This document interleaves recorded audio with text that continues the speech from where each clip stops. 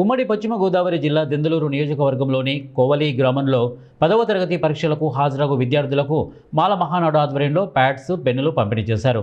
కోవలి గ్రామంలో ఉన్న ఇంటిగ్రేటెడ్ సాంఘిక సంక్షేమ శాఖ హాస్టల్ నందు 10వ తరగతి చదువుతున్న విద్యార్థులకు పంపిణీ చేయడం జరిగిందని దెందులూరు నియోజకవర్గం మాల మహానాడు అధ్యక్షులు కోటే సోమేశ్వరరావు తెలిపారు.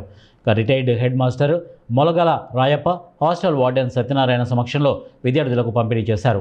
ఈ సందర్భంగా సోమేశ్వరరావు మాట్లాడుతూ వచ్చే నెలలో అంబేద్కర్ జయంతిని పురస్కరించుకొని విద్యార్థులు సంక్షేమం కోసం 10వ తరగతి పరీక్షలు విద్యార్థులు విజయవంతంగా పరీక్షలు రాసేలా విద్యార్థుల సంక్షేమం కోసం అంబేద్కర్ ఆశయాలకు అనుగుణంగా వారి భవిష్యత్తు దృష్టిలో పెట్టుకుని ఈ కార్యక్రమం నిర్వహించామని వారు తెలియజేశారు.